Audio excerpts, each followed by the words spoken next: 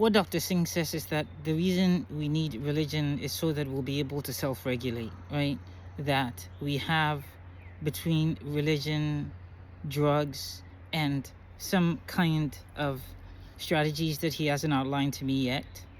We have only so many ways of reducing stress, right? We talk about stress a lot, and it seems to be this amorphous thing that everybody references differently. For somebody, it's, oh, the stress of my marriage. For somebody, it's the stress of my children. For somebody, it's the stress of this or that or the other thing.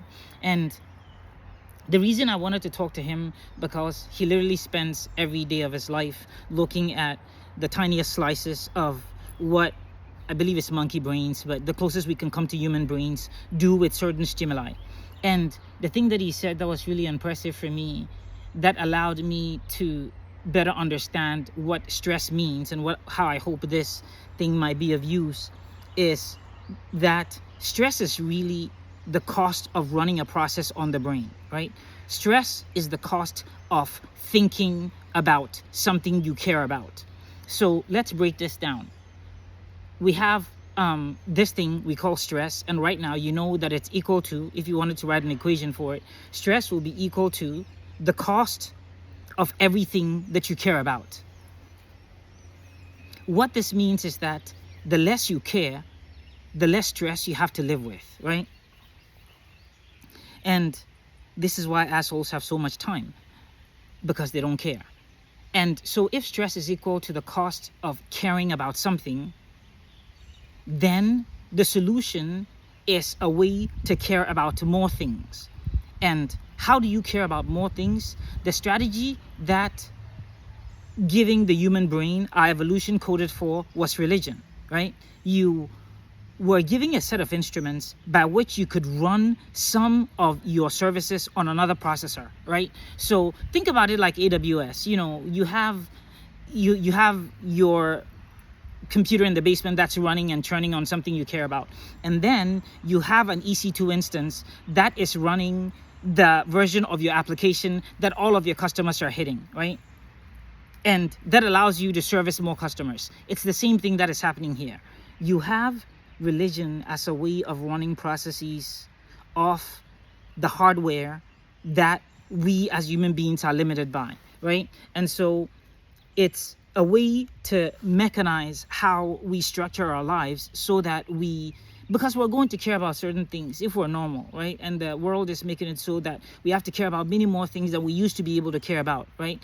If you care enough, you can see and understand the life of that one particular Palestinian girl, right? And follow their story as they go through refugee camps, right? And that is something that you now have to care about. That is a process that you're running.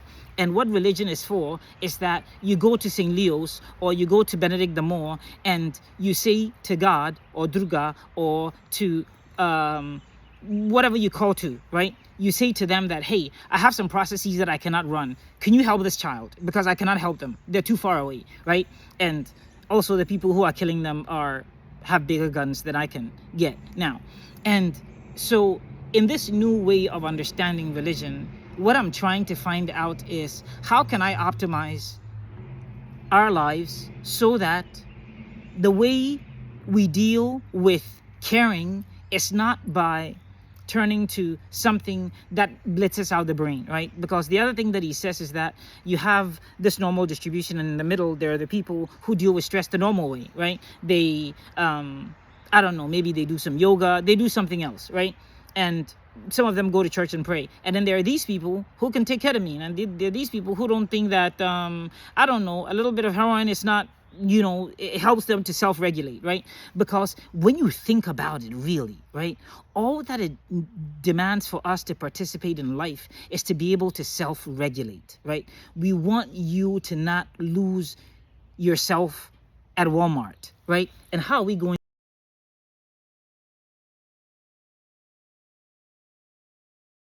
about fewer things, right? And eventually they're going to give us a drug that'll do that, right? It will just make you care about fewer things, and that'll make you less stressful, right? And for some people, that'll be nirvana. That'll be a way to get out of it, right? But if you're going to maintain contact with the world, and that's what I was trying to ask him, that I feel as if we have this engine, which is the mind. And then we have a transmission that hooks it up to different endpoints in the world, the things that you care about, the things that you want to change in the world, right? And then we have this clutch that is in the middle, and it's our attention, right? And if we can modulate our attention, the goal is that we'll be able to shift the engine of the mind smoother, right? So those of you who can drive a stick shift, you can understand, right?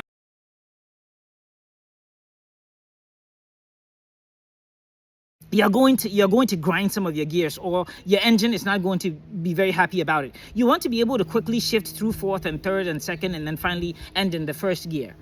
And the thing that is valuable for me is the hope that we all will be able to, by understanding what stress is, which is this ability to care about things in the world, that we can carry the burden of care lightly, right? And it used to be religion could say to you, hand it over to me, right? I believe there are Christian songs that say that, like, give it all to me, right? Let it all onto me, and then I'll carry your burden, right? And that is a wonderful instrument if you have it, if you have access to it. But because he's a computational neurobiologist, I believe that he can get down to how the mechanism itself works. Because you know how when you've lived in a house for long enough, you know that even though that lock is there, if you reach over, you can just unhook the entire door. That lock does not work at all. That lock is there to signal to somebody who doesn't know your environment or your house that your home is locked. The home is not locked, right? But it works great but then you know how eventually the people in your neighborhood, they kind of know because you let it out, right? By saying that, oh, come in, the door is not latched. And then they're going to say, oh, I can see the lock on it. And you're going to say, no, ignore the lock, is for nothing, right? What you've done there is that you've taken the same idea, right, of security by, is it called obscurity? Security by obscurity. But to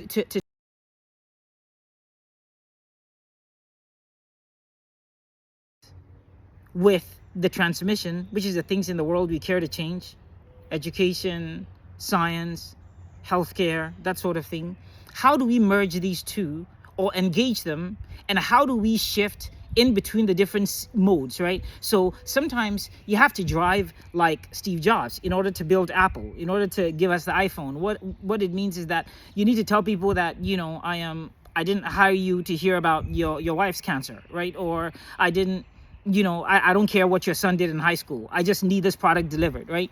And then you needed to be able to then downshift from that gear and then relate to a human being as if they are somebody you care about, because maybe you are crossing the street and you see a homeless person and then they're in tears and you ask them what's going on, and then they tell you that nobody in the world has time, and they just walk off, right? And you come to understand that that's somebody that nobody has ever listened to before. So they have actually lost the hope of being ever heard, right? So they've stopped caring. And the value here again is that if we can understand stress in a way that allows us to decompose it, and I think that that is what the math is for, right? The reason we learn math is that so that we can speak beyond the guesswork to something that is objective, right? So that all of us can operationalize, right, the things that we've come to understand about the world in a way that makes us better adapted at living and thriving, hopefully, and bringing greater joy into the world. Because we are going to have to care about more things. You're going to have to start caring about me, and I'm going to have to start caring about you, because it turns out that James Gleick was right, and the chaos theorists and Mandelbrot and all these people who said that it's all the multiplication of localized interactions, right? So you have the thing that's happening in my backyard when the mushrooms go to eat the trees is the same thing that is happening all over the world. So if you can understand what is happening when the mushrooms eat the trees, you can understand what is happening all over the world. Which is to say, if you can understand why your daughter does not respond to love anymore, or what feels like love from you anymore, or why your partner or husband or wife or girlfriend does not respond to you with love anymore, it is the same formula, right? They have started running processes on the brains that they have been giving at the capacities that they have, where they're no longer able to stop any of the processes. Now, that's the other thing that he said that was important, right? Is that when once a process is launched, it turns out that our minds behave on a certain level that, computers are very useful analogy for understanding what our brains are doing, right? So it turns out that here you launch these processes, right? You get up in the morning and then you see your husband's face, and that is like 5 processes that just started, right? And they consume like 50%, like why this guy, why is he still in the house, all of it, right? Or you get up in the morning and then you see your son who just moved back home because it turned out that all the things that he was excited about, life didn't pan out the way it should be, right? And so you launch these processes, and then you go out and your neighbor says, "Hey Jim, how's it going?" And you say, "Man, I am so stressed." I'm hoping that your neighbor can say to you, "Man, what is it that you just picked up? What did you just launch?" And when he says that to you, you will understand that he means that what have you all of a sudden started caring about? Or that all of us can bring greater intelligence when we interact with people who are under stress. What is really happening is that those people have started caring a lot about something that they used to be able to take for granted. That is why there is this strong correlation between people who stop the practice of religion and the incidence of suicide and suicidal ideation, right? Because there used to be this AWS instance, this EC2 instance that you were running certain services in, i.e. God, that you believed in. And all of a sudden, you're no longer running those processes there. So you have to figure out what we're going to do with grandma's cancer, right? Because previously you could say, you know what we're going to do about grandma's cancer? We're going to give it to God. We're going to pray about it and let God handle it, right? This is getting long.